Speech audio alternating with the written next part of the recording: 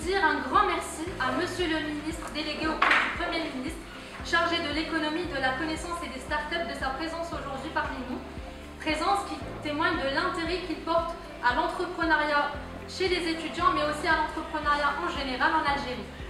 Nos remerciements vont également à Monsieur Abdelhakim Barrah, président de l'autorité des marchés financiers, la COSOB, et également membre du conseil scientifique de MDI, dont nous connaissons l'implication dans l'amélioration de l'environnement des startups, particulièrement au niveau des questions de financement par le marché.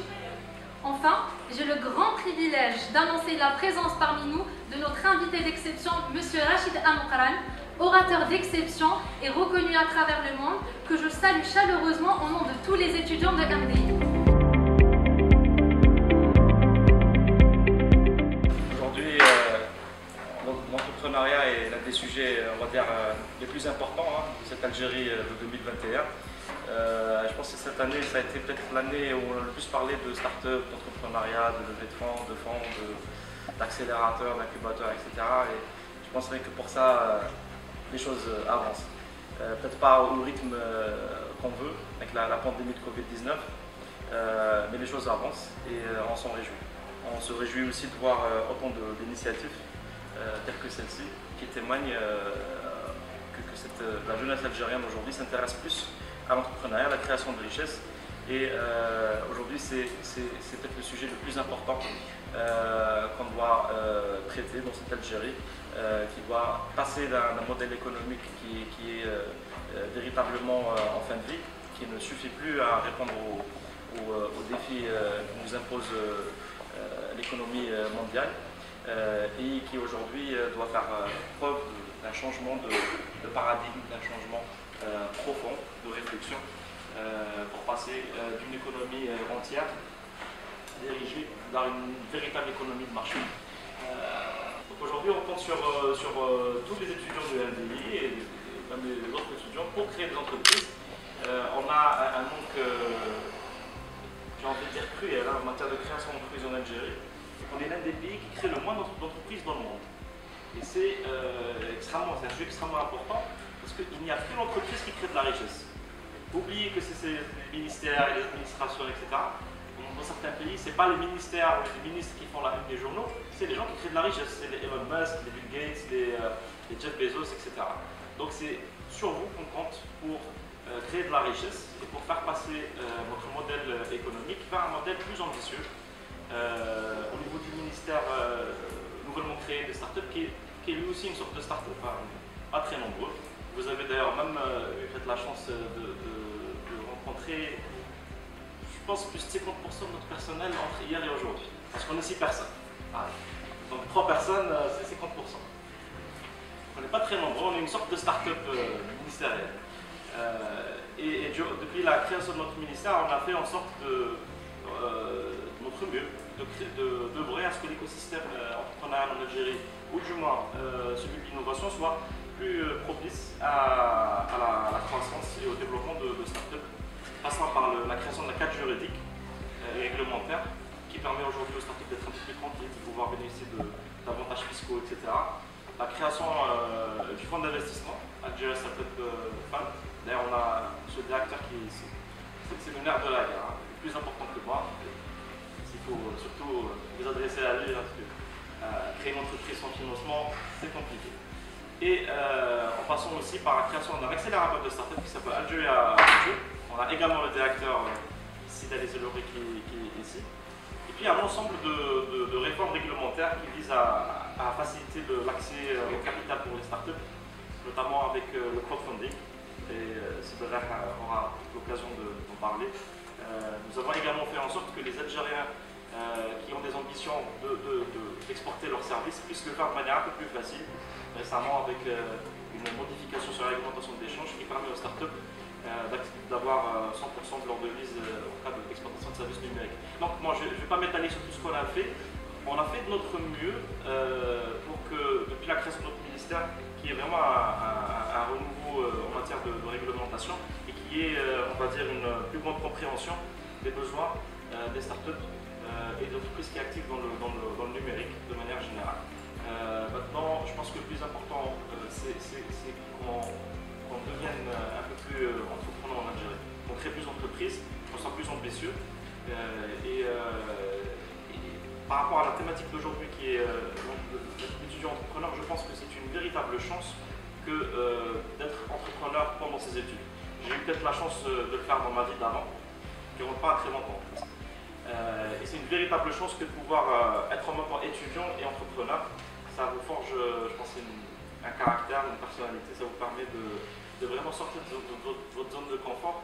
L'entrepreneuriat a toujours été sortir de sa zone de confort. C'est d'ailleurs pour ça que l'accélérateur de start-up, on a fait un petit jeu de mots, qui d'ailleurs, l'idée de Dorothée, je ne sais pas s'il est ici, il n'est pas encore ici. L'accélérateur s'appelle Algeria Adventure et l'abréviation c'est Aventure, parce qu'on considère que l'entrepreneuriat c'est une aventure. Je ne vais pas prendre plus de temps, je vous remercie pour votre attention et je vous souhaite beaucoup de réussite pour cet événement.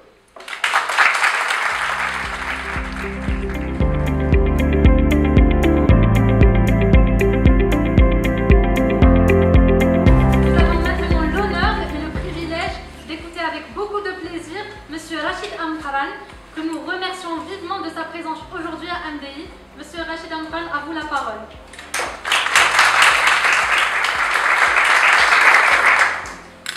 Effectivement, c'est un honneur pour moi.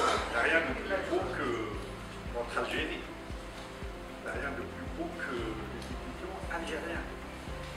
Nous avancez et nous avançons en même. C'est magnifique. Encore une fois, je vous admire et je vous félicite. Je ne pensais pas découvrir une école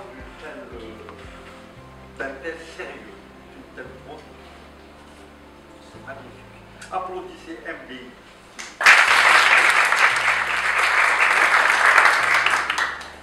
Très bien. Vous m'entendez? Remarque que, vous savez, moi qui suis kabyle, ma voix porte.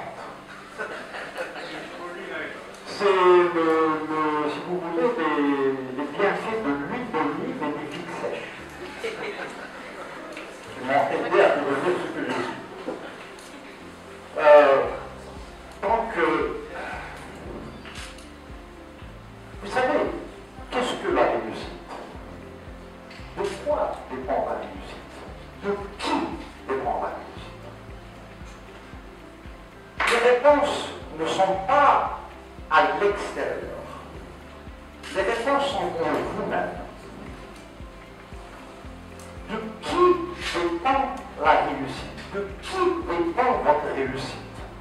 Certainement pas de nos gouvernants, certainement pas de nos parents,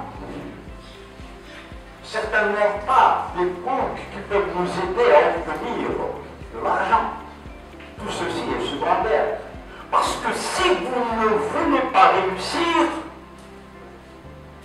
tous les capitaux du monde ne peuvent vous aider à réussir.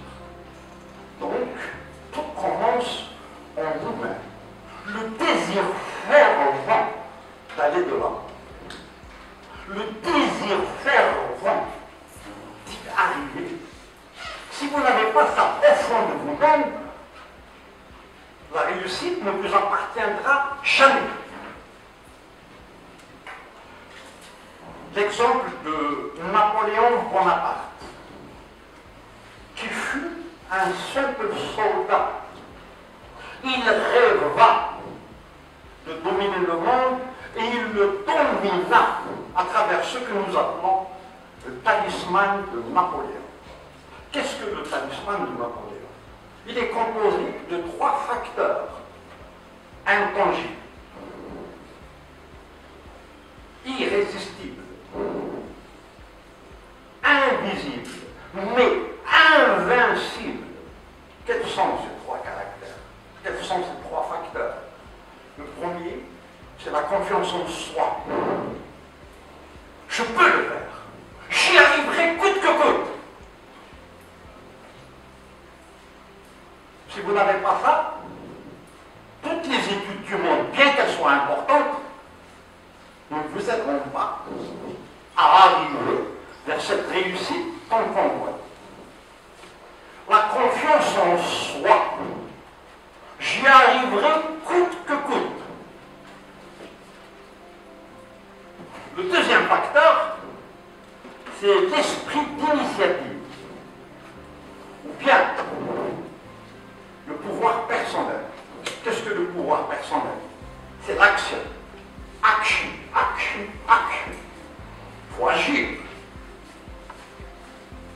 Et le troisième facteur, encore plus important, c'est la foi. La foi en vous-même, en vos capacités. Donc Napoléon avait ceci. Il rêva de dominer le monde et il le domine. Avec rien du tout. Avec rien du tout. Très important. Le succès. C'est quelque chose que nous attirons par la personne que nous devenons. Il est donc de notre devoir de devenir notre meilleure version à travers l'honnêteté, à travers le travail dur, à travers la discipline. Faisons donc du travail dur et de la discipline des amis. Souhaitons-leur la bienvenue. Ne souhaitez pas que les choses soient faciles. Souhaitez que vous soyez plus courageux, plus volontaire, plus discipliné. Ne souhaitez pas qu'il y ait moins d'obstacles. Souhaitez que vous ayez plus de talent. Et croyez-moi, plus les choses sont difficiles, mieux c'est. Et plus elles sont faciles, plus vous devez vous inquiéter. Il faut se battre dans la vie. La réussite ne vient pas vers vous facilement. Vous devez vous battre. Et de quels capitaux avez-vous besoin? Certainement pas du capital financier, bien qu'il ait son importance. Vous avez besoin d'un capital sérieux. Vous avez besoin d'un capital courage. Vous avez besoin d'un capital personnalité. Vous avez besoin d'un capital discipline. Voilà les capitaux dont vous avez besoin.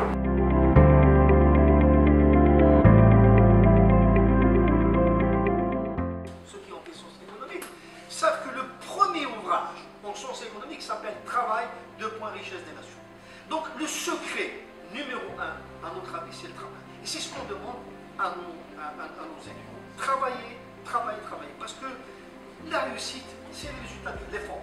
Donc c'est l'effort. Et l'effort dans les études, mais aussi l'effort dans tout ce que les étudiants peuvent entreprendre. Dans tout ce qu'ils peuvent entreprendre, l'effort est vraiment le secret de la réussite. Point numéro 1. Point numéro 2, j'allais quand même dire que nous avons la chance aussi d'appartenir à une culture. Cette culture, elle est riche, et dans la dimension culturelle, nous avons aussi cette idée du travail bien fait. Hadith, le Rasoul sallallahu alayhi wa sallam يقول من عمل منكم عملا فليتقنه. C'est-à-dire celui qui fait un travail doit le faire à la perfection. C'est pas seulement faire un bon travail. Le bon ne suffit pas. C'est la perfection qui est recherchée. من عمل منكم عملا ما قالش فليحسنه قال فليتقنه. الاتقان l'équivalent à l'itqan en français, c'est la perfection. Donc deux choses. À la fois, c'est le travail qui est le véritable secret, bien sûr, tout ce qu'a dit M. Aborel, je le partage, il n'y a pas que il n'y a pas que le travail, il y a aussi le cœur, il y a aussi la passion. Vous me faites rappeler vraiment un grand monsieur qui est disparu aujourd'hui. C'est notre ami Al-Srani Djamil, patron des Glazures, qui un jour, dans un panel que j'animais, on lui a posé la question, M. Al-Srani, quel est le secret de votre réussite? Bien sûr, j'ai trois secrets. Premièrement, passion, j'étais passionné. Deuxièmement, passion, j'étais passionné. Et troisièmement, j'étais extrêmement passionné par ce que je fais. C'est Al-Srani Djamil qui dit ça. Donc, oui, l'effort, oui, la passion, mais aussi la perfection. C'est-à-dire, lorsqu'on fait des choses, il faut faire à la perfection. Il n'y a pas de demi-mesure dans la réussite. C'est ce que je conclus de votre intervention. C'est Rachid, encore une fois, merci. Merci, monsieur le directeur.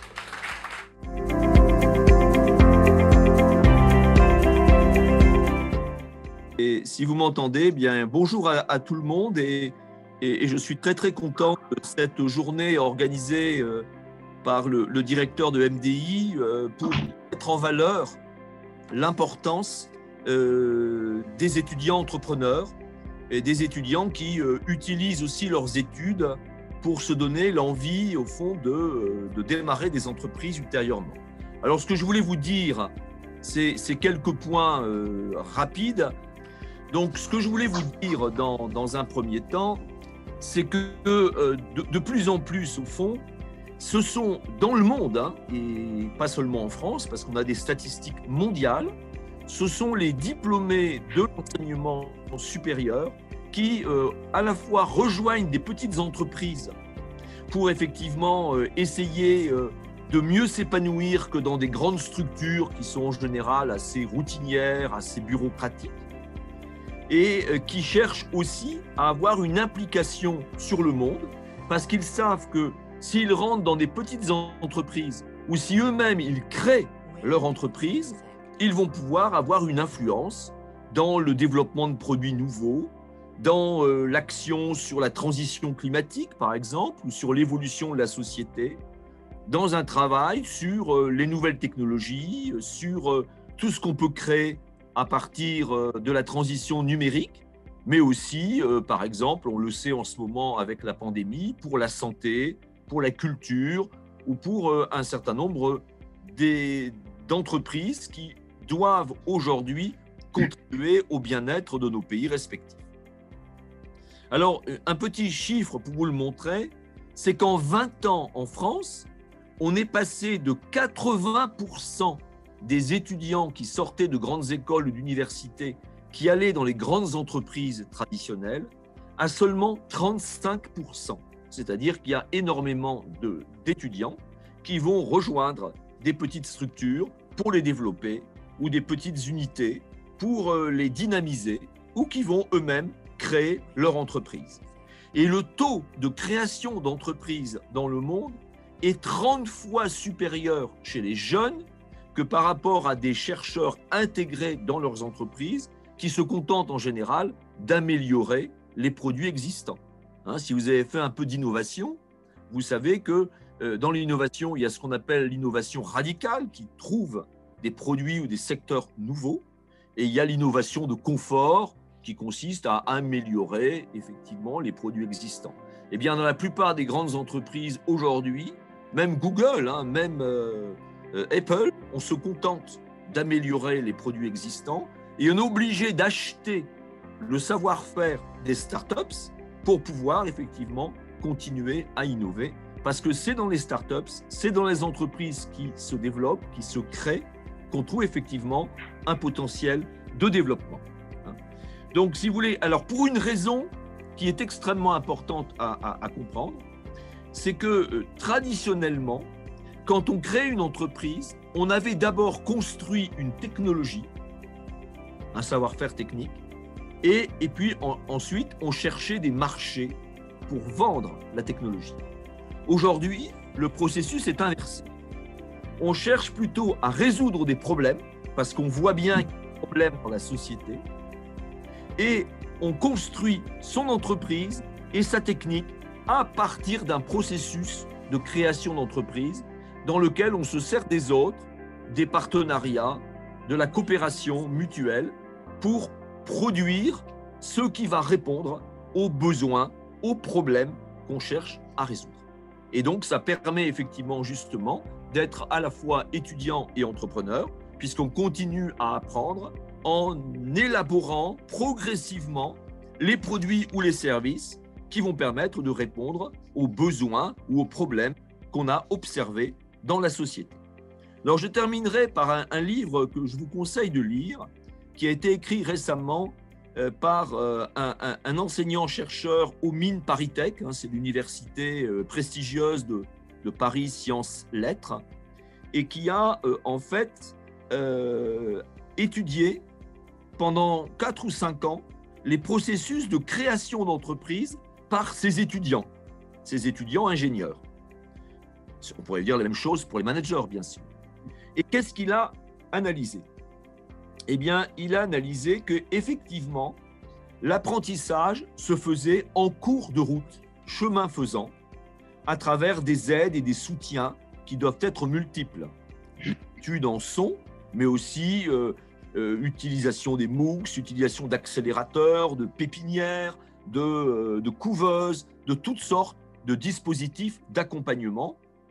MDI peut effectivement fonctionner parfaitement comme un dispositif d'accompagnement. De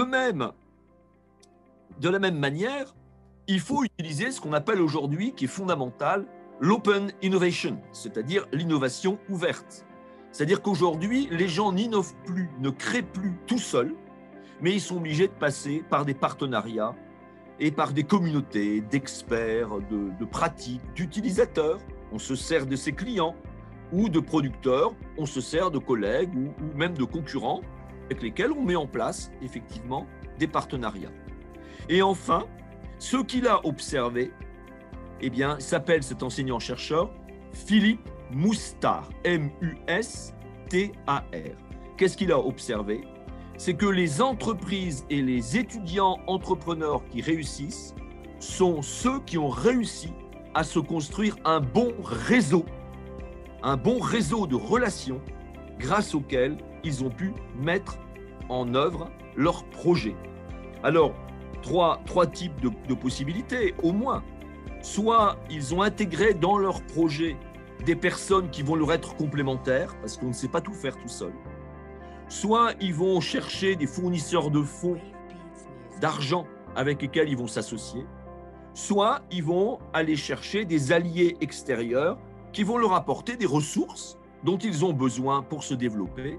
Et ces ressources, ça peut être effectivement des technologies, des apports commerciaux, des éléments stratégiques et pourquoi pas de l'entre-gens socio-politique quand on a besoin effectivement d'accords politiques, y compris au plus haut niveau, pour pouvoir développer un certain nombre d'activités. Donc voilà ce que je voulais vous dire très très simplement.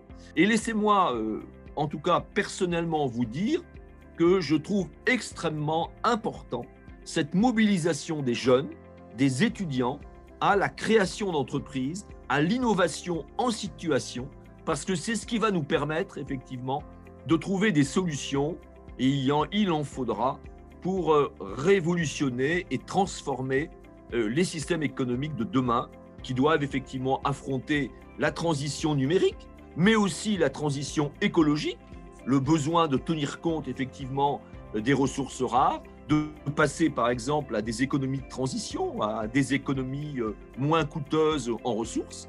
Et tout ça, eh bien, sera lié à la capacité d'entreprendre et de développer que vous, les jeunes, vous représentez aujourd'hui. Donc je vous félicite par avance de ce que vous allez réussir à faire par votre trajet personnel. Merci à vous.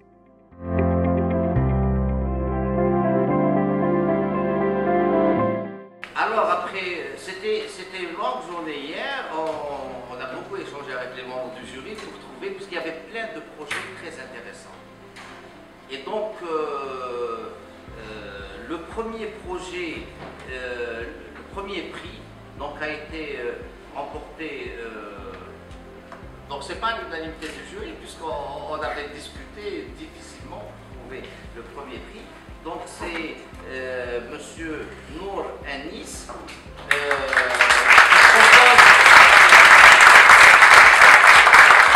qui propose un produit sous forme d'une poudre qui permet d'absorber les mauvaises odeurs. Alors composé essentiellement d'huile essentielle, du bicarbonate de soude, de zéolite, qui est une espèce de poreuse qui absorbe les molécules, parce qu'on a été chercher sur Internet, parce qu'on ne connaissait pas ce que c'était, ainsi que des terres de diatomée. Donc le premier prix est remis par Monsieur le ministre des startups. Alors il consiste en un chèque de 100 000 dinars et une inscription au parcours étudiant entrepreneur à l'incubateur MDI Start.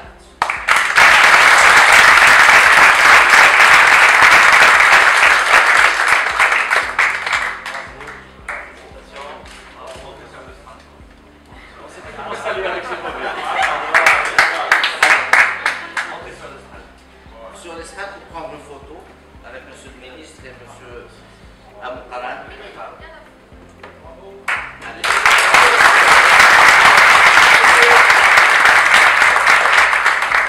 Alors, je vous propose une photo de groupe à la fin, avec les lauréats et... Le copyright, Ah oui, c'est l'idée du ministère des startups.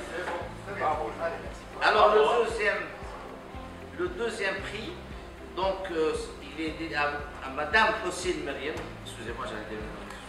Madame Hossein Meriem, dont le projet consiste en une application et un site web visant les automobilistes afin d'apporter une solution pour faciliter l'entretien, la réparation, le dépannage de tout type de véhicules ainsi que la fourniture de pièces détachées, garanties, neuves ou d'occasion. Donc j'appelle M. Amoukaran pour lui remettre un prix qui consiste en un chèque de 50 000 dinars et une inscription au parcours d'étudiant entrepreneur.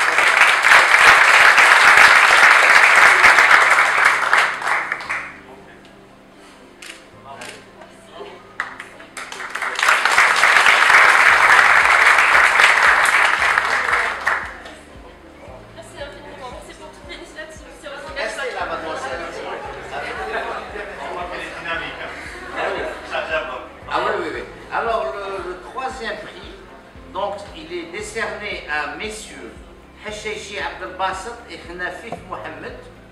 Alors, pour Activili, le projet Activili, qui est un système de contrôle intelligent des feux de circulation qui utilise l'IA, l'intelligence artificielle, pour prendre des décisions de donner la priorité à tel ou tel véhicule. Donc, j'invite M. Hacheichi Abdelbasset et M. Khnafif Mohamed. Donc, le prix est également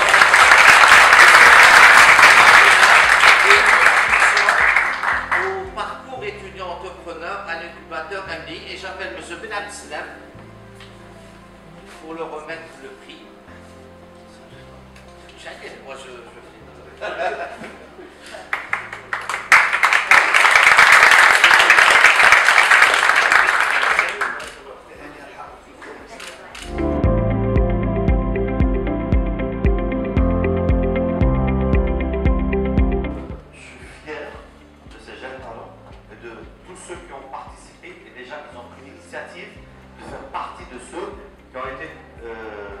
finalistes, je ne parle pas des 3 lauréats, mais des finalistes des 18 entrepreneurs qui ont pris part à ce concours.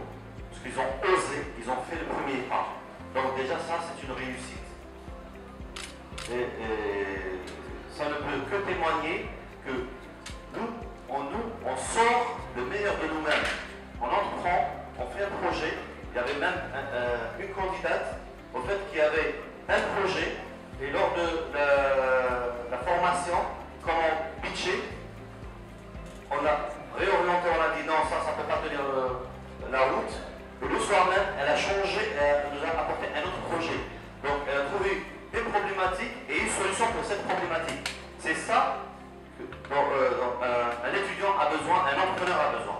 Donc soyez vous-même, si je peux me permettre de l'expression, et les tripes.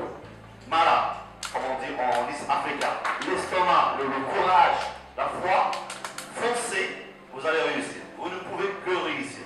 Tout ça fait. Merci.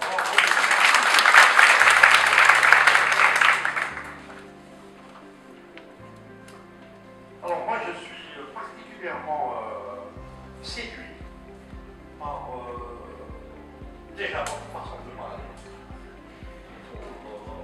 C'est exactement ce que moi je cherche à expliquer depuis tout à l'heure. Vous avez vu cette passion qu'ils ont su dégager, surtout cette demoiselle-là. C'est ça la réussite. Ce n'est pas à l'extérieur, c'est ce qui se passe en nous. C'est ça qui est important. Vous savez, la chance n'existe pas. C'est quoi la chance? C'est la préparation qui rencontre l'opportunité. Voilà. La préparation, l'opportunité s'est présentée, des cadres exceptionnels sont là pour les encadrer.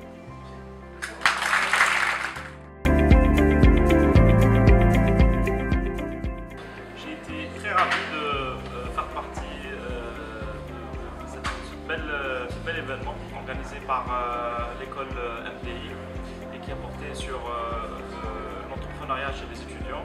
Je souhaite beaucoup de réussite à tous les participants de cet événement. Je souhaite également beaucoup de réussite au MDI et notre ministère se porte à côté de tous ceux qui rêvent d'entreprendre et qui rêvent de créer de la richesse dans notre beau pays. Merci.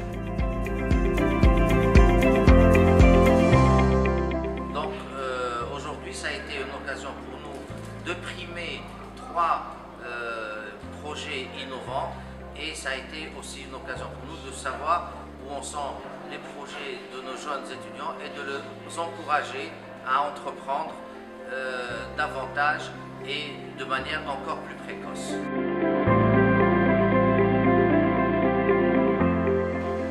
Bravo, bravo, bravo à l'école MDI Business School pour cette initiative louable. Une belle première édition, couronnée de succès. Beaucoup de jeunes étudiants, entrepreneurs qui ont démontré leur capacité, leur potentiel à entreprendre des projets et des idées innovantes. Bravo et à la prochaine édition. Donc c'était une très belle rencontre avec les étudiants de MDI. C'est vraiment l'avenir du pays. Voir tous ces jeunes-là avec leur façon de voir les choses, avec cette passion qui les habite, qui les propulse vers un avenir certain, et donc celui de l'Algérie. C'est ça qui est important. Ce sont ces jeunes-là qui veulent entreprendre, qui veulent créer, qui veulent aller de l'avant, quelles que soient les circonstances, malgré les difficultés qu'ils leur font face. Je sens que ces jeunes-là ont ce qu'il faut en eux-mêmes, cette détermination, cette persistance, cet acharnement, cette passion à vouloir absolument réaliser leur rêve. C'est ça qui est très bien. C'est ce qu'on a vécu aujourd'hui.